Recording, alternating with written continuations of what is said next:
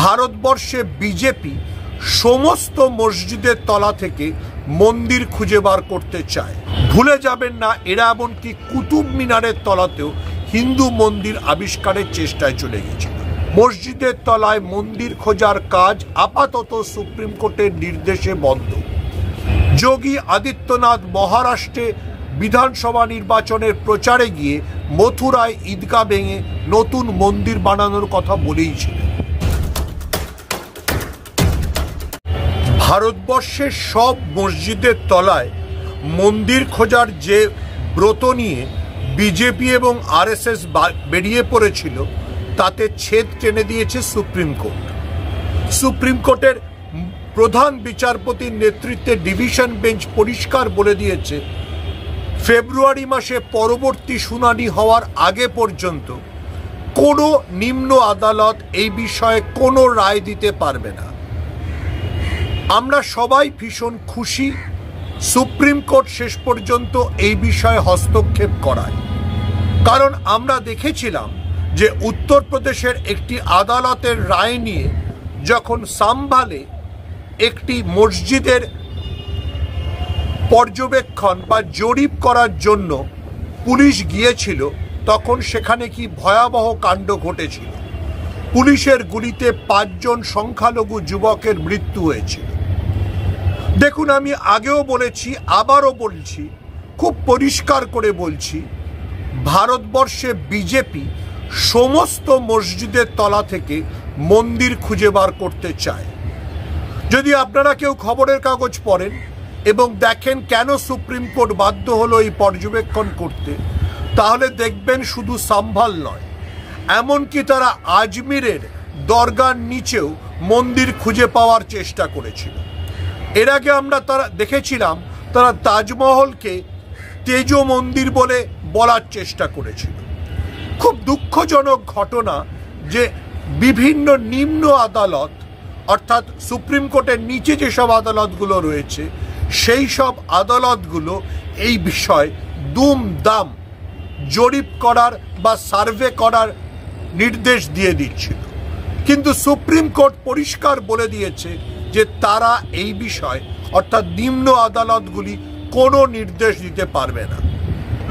এই যে মসজিদের তলায় মন্দির খুঁজে তাই নিয়ে সাম্প্রদায়িক উত্তেজনা তৈরি করা, এতে আপাতত ছেদ পড়ল। কিন্তু ভাববেন না বিজেপি বা আরএসএস চুপ করে থাকবে, এটাই ওদের উদ্দেশ্য।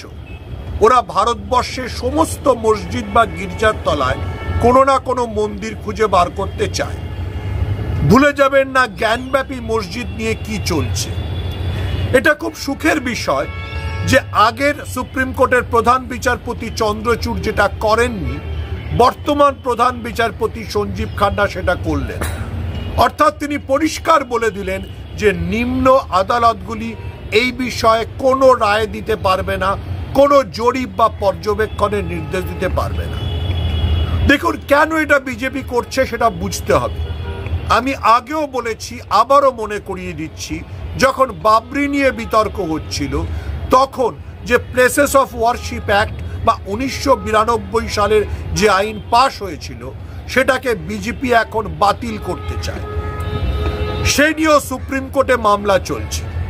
কিন্তু সুপ্রিম কোর্ট পরিষ্কার বলেছে, প্লেসেস অফ ওয়ারশিপ অ্যাক্ট 1992 বিষয়ে যতদিন না কোনো সুরা হচ্ছে, তখন বিভিন্ন রাজ্যের নিম্ন আদালত দিয়ে এই ধরনের জরিপ বা সার্ভে করার নামে মসজিদের তলায় মন্দির খোঁজার কাজ আপাতত বন্ধ। এগেন আই রিপিট, মসজিদের তলায় মন্দির খোঁজার কাজ আপাতত সুপ্রিম কোর্টের নির্দেশে বন্ধ।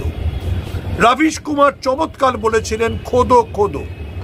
গোটা ভারতবর্ষের যেন আর কোনো কাজ ছিল না, সমস্ত মসজিদের তলায় খুঁড়তে আর্কিওলজিক্যাল সার্ভেকে বিজেপি নামিয়ে দিয়েছিল।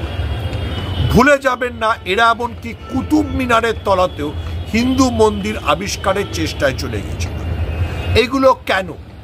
কারণ বিজেপি অন্য ধর্মের সঙ্গে সহাবস্থানে বিশ্বাস করে না, তাদের পরধর্ম সহিষ্ণুতা কম। আরএসএস বিশ্বাস করে ভারতবর্ষকে একটা হিন্দু রাষ্ট্র করতে হবে। তাই প্রত্যেক মসজিদের তলায় তারা মন্দির খুঁজছিল। যোগী আদিত্যনাথ মহারাষ্ট্রে বিধানসভা নির্বাচনের প্রচারে গিয়ে মথুরায় ঈদগাহ ভেঙে নতুন মন্দির বানানোর কথা বলেইছিলেন। আমাদের বুঝতে হবে, বিজেপি বাবরির থেকে শিক্ষা নিয়ে থামেনি। তারপরও একের পর এক মসজিদকে দিশারা করে চলেছে। সাম্ভালের মসজিদ, জ্ঞানব্যাপীর মসজিদ, মথুরার ঈদগাহ, আজমিরের দরগা, কখনো তাজমহল।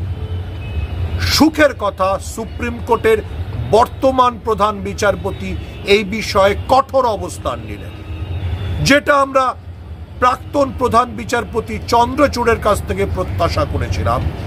যে বিষয়ে প্রশান্ত ভূষণ থেকে সবাই বলেছিলেন, কেন চন্দ্রচূড় জ্ঞানব্যাপীর সময় এই রায় ঘোষণা করলেন না যে নিম্ন আদালতগুলি এই বিষয়ে কিছু রায় দিতে পারবে না বা সিদ্ধান্ত নিতে পারবে না, তাহলে সাম্ভালের মতো দুঃখজনক ঘটনা ঘটতো না বা আজমির নিয়ে মামলা হতে পারতো না। সেইটা সঞ্জীব খান্নার, বর্তমান প্রধান বিচারপতি সঞ্জীব খান্নার নেতৃত্বে সুপ্রিম কোর্টের ডিভিশন বেঞ্চ পরিষ্কার করে বলে দিল। এবং একই সঙ্গে বলেছে, এই যে মসজিদের তলায় মন্দির আছে এই দিয়ে পিআইএল করা এবং তারপরেই একটা নিম্ন আদালত থেকে রায় বার করে নেওয়া যে জরিপ করতে হবে বা সার্ভে করতে হবে, কোনো নতুন মামলাও করা যাবে না। সুপ্রিম কোর্টের এই রায় ভারতবর্ষের মানুষকে আশা জাগায়, বোঝায় যে ভারতবর্ষ এখনো তার সংবিধান, তার যে মূল ধারা, সেগুলোকে রক্ষা করতে চায়। এই দেশটাকে যখন গান্ধী, নেহেরু, প্যাটেল, আজাদরা তৈরি করেছিলেন, যখন আম্বেদকর সংবিধান তৈরি করেছিলেন, সেটা একটা বহুমাত্রিক ভারতবর্ষের কথা বলেছিল। বহু ধর্ম, বহু ভাষাভাষী মানুষের পাশাপাশি থাকার কথা বলেছিল। আরএসএস এর হিন্দি, হিন্দু, হিন্দুস্তান নয়। সুখের কথা যে সুপ্রিম কোর্টের মাননীয় প্রধান বিচারপতি, বর্তমান মাননীয় প্রধান বিচারপতি সঞ্জীব খান্না সংবিধানের সেই মূল স্পিরিটকে বজায় রেখে এই রায় দিলেন। আপাতত কোনো মসজিদের তলায় মন্দির খোঁজার জরিপ বা সার্ভে করা যাবে না, কোনো নতুন মামলাও করা যাবে না। এই যে বিজেপির খোদো খোদো অভিযান, যেটা রবিশ কুমার বলেছিলেন, সেটা আপাতত বন্ধ থাকবে।